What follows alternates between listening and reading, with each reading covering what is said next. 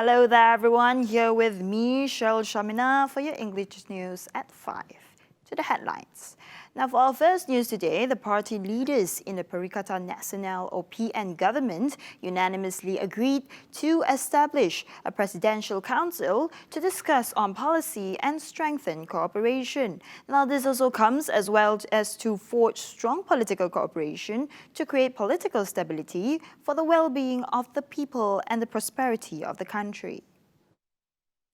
Prime Minister Tan Sri Muhyiddin Yassin, in a Facebook post after the meeting he chaired, said the leaders have agreed to revise the charters of the parties.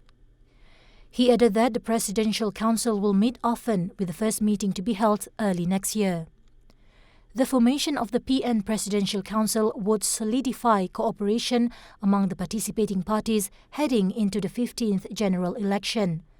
As such, PN parties had agreed to form a Presidential Council. Now, the number of fatal accidents in Sarawak dropped 16.1% in the first 11 months of this year compared to the same period last year. Now, Sarawak Transport Minister Dr. Lee Kim Shin said police statistics showed that 276 fatal accidents were recorded from January to November this year compared to 329 cases in the corresponding period last year. Now, according to Lee, the total number of road accidents in Sarawak from January to November last year was 19,581, while for the same period this year, it was 14,570. This concludes a decrease of 5,011 cases, or 25.6%. He told this to reporters after jointly launching the Selamat Christmas Road Safety Campaign with Sarawak Commissioner of Police, Dr. Aidi Ismail, here today. Now, Sarawak Police, through the Traffic Investigation and Enforcement Department, launched the Selamat starting from December 18 to January 1, 2021. Now, the operation aims at creating awareness on the importance of road traffic safety. Selain itu, operasi ini juga bertujuan untuk mencegah jenayah, iaitu jenayah pecah rumah, iaitu dengan membuat rondaan berkala di lokasi-lokasi yang telah dikenal pasti sering berlaku kejadian pecah rumah ini bagi memastikan premis dan juga rumah-rumah kediaman yang ditinggalkan oleh penghuni yang balik bercuti supaya rumah-rumah ini berada dalam keadaan selamat dan bebas daripada sebarang pelakuan jenayah, iaitu jenayah pecah rumah. In the same development, the Operation Red Light will be carried out concurrently throughout the Selamat period. Alexan added that his counterparts in Bukit Aman have been enforced on December 15th. Operasi lampu isyarat merah ini bertujuan untuk mengambil tindakan ke atas mereka yang melakukan kesalahan melanggar lampu isyarat warna merah dan iaitu ketika mereka menunggang ataupun memandu di atas jalan raya.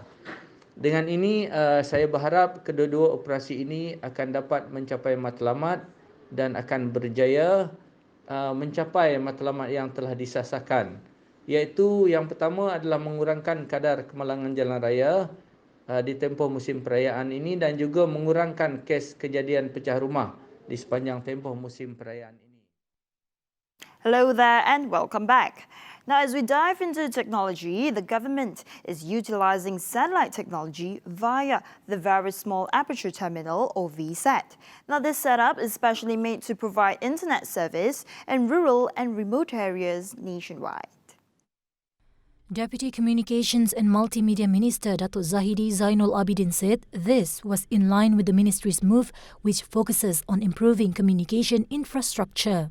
However, Zahidi commented that the use of satellite technology was not the best solution for the long run in providing such service. This was due to the capability based on limited capacity, high operation and maintenance costs, as well as stability issues. Ini kerana pengiritan jalur lebar yang disediakan oleh satelit mempunyai beberapa kelemahan termasuk kemampuan berdasarkan kapasiti dan terhad, kos operasi dan kos penyelenggaraan yang tinggi, serta masalah kestabilan perkhidmatan sekiranya terdapat gangguan cuaca seperti hujan ataupun bekalan kuasa.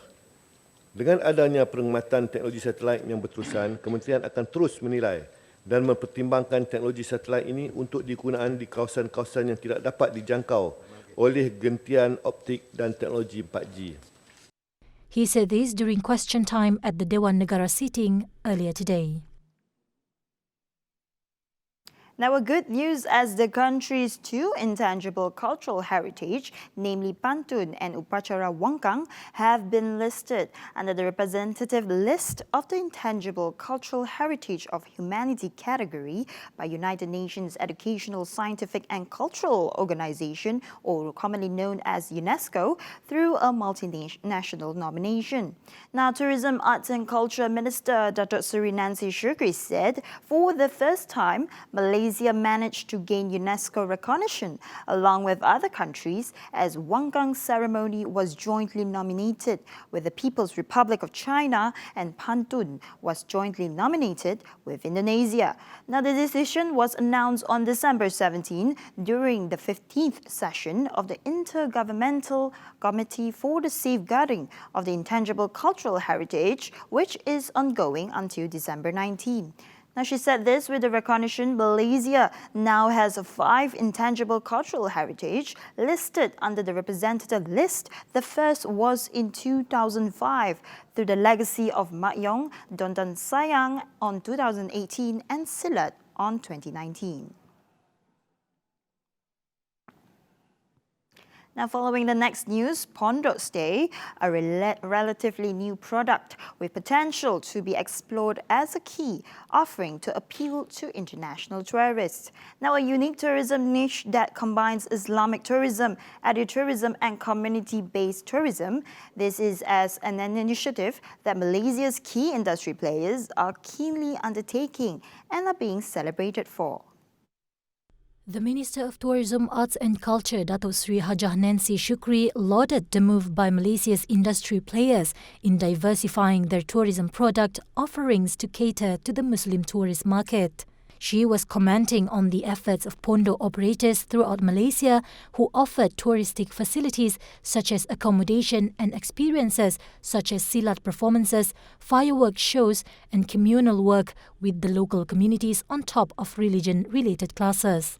Nancy Shukri added, with adequate support in terms of research and marketing, Pondok Stay can become another exemplary tourism product that champions local communities and their culture, much like homestay and kampung stay.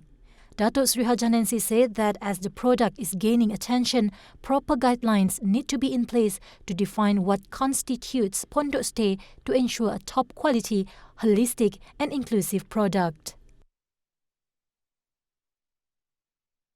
Now, as we wrap up the news today, Lembaga Tabung Haji has launched its online account money deposit service via posts online on their official website.